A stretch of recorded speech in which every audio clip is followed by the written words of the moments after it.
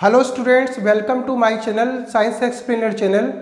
और मैं आपको दे रहा हूँ unit second current electricity second unit. इससे पहले मैंने फर्स्ट यूनिट में आपको कैपेसिटर, कैपेसिटेंस और पहला जो चैप्टर था आपका इलेक्ट्रिक चार्ज, ये सभी कराए थे। जिन्होंने नहीं देखा हो वो आई बटन पर जाकर क्लिक करके देख सकता है। डिस्क्रिप्शन में लिंक दिया होगा, उस पर भी आप डिस्क्रिप्शन पर जाके देख सकते हैं।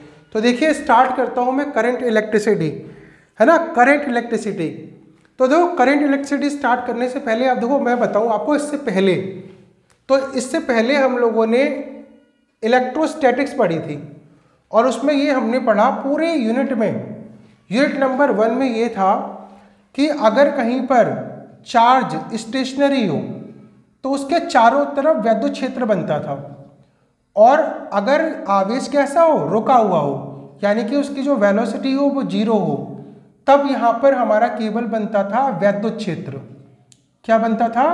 वैद्युत क्षेत्र, इलेक्ट्रिक फील्ड बनता था केवल इसके चारों तरफ। अब क्या होगा कि अगर किसी कंडक्टर में आवेश प्रवाहित होना स्टार्ट होंगे, अगर आपने किसी कंडक्टर को बाहरी बैटरी से जोड़ दिया तो जो चार्ज है, इलेक्ट्रिक चार्ज होगा, वो चलना स्टार्ट हो जाएगा। तो चलेगा, तो चलने से जो करंट बनता है, चलने से बनता है करंट।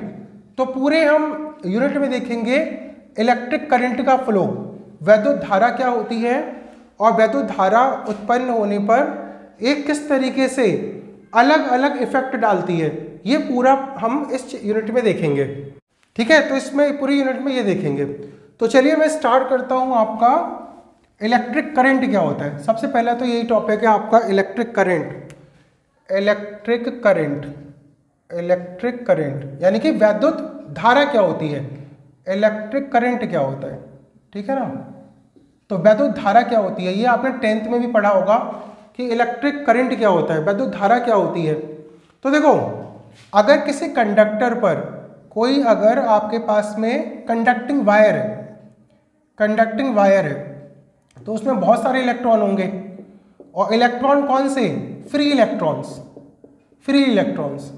और अगर आपने इस कंडक्टर पर एक बैटरी सेटअप कर दी, तो बैटरी सेटअप करने के बाद में जो फ्री इलेक्ट्रॉन्स होंगे वो चलना शुरू हो जाते हैं। तो हम कहते हैं कि वैद्युत आवेश के, इलेक्ट्रिक चार्ज के चलने को ही वैद्युत धारा कहते हैं। इलेक्ट्रिक करंट के चलने को ही क्या कहते हैं? वैद्युत धारा कहते हैं।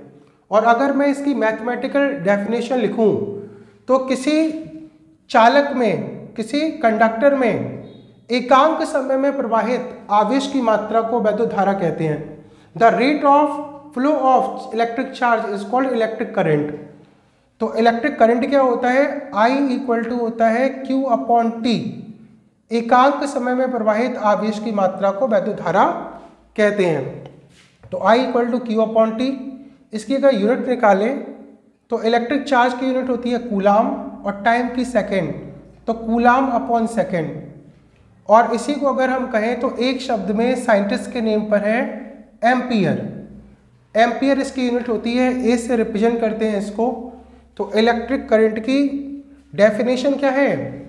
किसी चालक में एकांक समय में प्रवाहित आवेश की मात्रा को वैद्युत धारा कहते हैं। Electric current is the rate of flow of electric charge. तो इलेक्ट्रिक करंट, तो कूलाम पर सेकेंड, ए इसकी यूनिट हो गई, एम्पियर, ए फॉर एम्पियर। और देखो, इसका मात्रक हो गया, इसके विमा देखें, विमीय सूत्र, तो इसका विमा होती है ए फॉर एम्पियर, ए होती है इसके विमा। और इलेक्ट्रिक करंट को कौन सी डिवाइस ऐसी है जिससे हम इलेक्ट्रिक करंट को नापते हैं? तो जो डिवाइस है जो यूज़ करते हैं वो करते हैं अमीटर। क्या करते हैं? Ammeter is a device by which we can measure the electric current. और करंट को रिप्रेजेंट करते हैं I से। और अमीटर को, क्वेश्चन आता है ये कि अमीटर को किस कॉम्बिनेशन में सर्किट में कनेक्ट करते हैं, किस कॉम्बिनेशन में सर्किट में कनेक्ट किया जाता है? तो हमेशा अमीटर को श्रेणी क्रम में, सीरीज कॉम्बिनेशन में, श्रेणी क्रम है ना, श्रेणी क्रम संयोजन, श्रेणी क्रम संयोजन, सीरीज कॉम्बिनेशन में इसको कनेक्ट किया जाता है अमीटर को। बहुत इंपॉर्टेंट है इसका फॉर्मूला, I = Q/T, मात्रक कूलाम पर सेकेंड, एम्पियर भी है इसका साइंटिस्ट के नेम पर, विमा इसका A, डिवाइस कौन सी, अमीटर, अमीटर से इलेक्ट्रिक करंट को नापते हैं और किस कॉम्बिनेशन में कनेक्ट करते हैं, श्रेणी क्रम में अमीटर को कनेक्ट किया जाता है। और देखो अगर मैं इसका सिंपल सर्किट बनाऊं तो ये हमारा इलेक्ट्रिक बल्ब और ये हमारी बैटरी, ये की, और यहाँ पे हम इसको कनेक्ट अगर हमें करना है तो यहाँ पे इस जगह पर है ना, सीरीज कॉम्बिनेशन में इसका कनेक्शन हम करते हैं। तो ये हमारा सर्किट। और इलेक्ट्रिक करंट की डायरेक्शन क्या होती है, वैद्युत धारा की जो दिशा होती है वो क्या होती है। तो देखो वैद्युत धारा की जो दिशा होती है वो पॉजिटिव टू नेगेटिव, धनात्मक विभव से ऋणात्मक विभव की ओर होती है। बैटरी के पॉजिटिव टर्मिनल से स्टार्ट करके इसके नेगेटिव टर्मिनल की तरफ इलेक्ट्रिक करंट की डायरेक्शन होती है, ठीक है ना। लेकिन देखो धारा जैसी कोई चीज़ नहीं होती, ये तो एक कन्वेंशनल है, मानी हुई चीज़ है।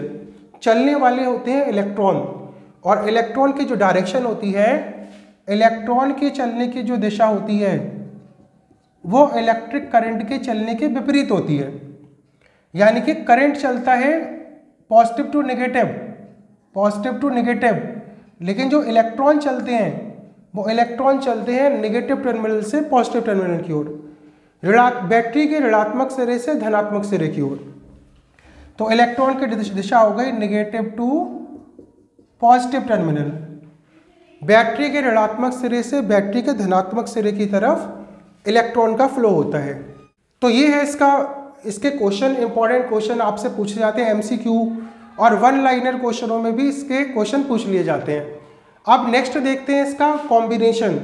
जैसे हमने इलेक्ट्रोस्टैटिक्स में पढ़ा था कि किसी कंडक्टर में से इलेक्ट्रॉन जब निकलता है तो उस पर पॉजिटिव चार्ज होता है, और जब इलेक्ट्रॉन बाहर से आता है तो उस पर नेगेटिव चार्ज होता है।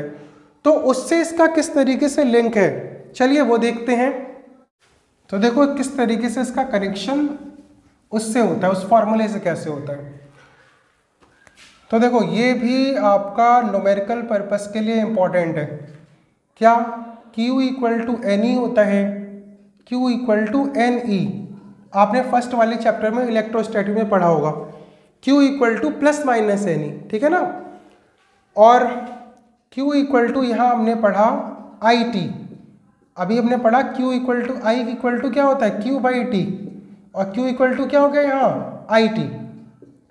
अब इन दोनों को अगर मैं कंपेयर कर दूं इन दोनों को, कंपेयर करने के बाद में यहाँ होगा NE = IT, NE = IT। अब ये N क्या होता है, N होता है नंबर ऑफ इलेक्ट्रॉन्स माइग्रेटेड, किसी चालक पर से जाने वाले या उस चालक पर आने वाले इलेक्ट्रॉनों की संख्या। E है एक इलेक्ट्रॉन पर आवेश, और जो कि हमेशा फिक्स होता है, एक इलेक्ट्रॉन पर आवेश 1.6 × 10⁻⁻19 coulomb. I for ampere electric current, D for time. तो ये आपका सिंबल्स हैं। N for number of electrons migrated, जाने वाले या आने वाले इलेक्ट्रॉनों की संख्या। E एक इलेक्ट्रॉन पर आवेश जो फिक्स है, I इलेक्ट्रिक करंट, और T फॉर टाइम। तो ये जो चार हैं, ये जो चार भौतिक राशियां हैं, फिजिकल क्वांटिटी हैं, इनमें से एक तो आपको पता है, इसकी वैल्यू तो फिक्स होती है, और तीन में से अगर किन्हीं भी दो की वैल्यू पता है तो तीसरी वैल्यू तो आप वैसे ही निकाल सकते हैं, ठीक है ना। तो ये है आपका इलेक्ट्रिक करंट की बेसिक नॉलेज। तो नेक्स्ट वीडियो में मैं आपको बताऊंगा कि और भी फिजिकल क्वांटिटी इससे लिंक करती हुई, ठीक है ना। जिन्होंने चैनल को सब्सक्राइब नहीं किया है, चैनल को सब्सक्राइब कर लीजिए, जिससे आपको लगातार क्वेश्चन मिलते रहें। Thank you.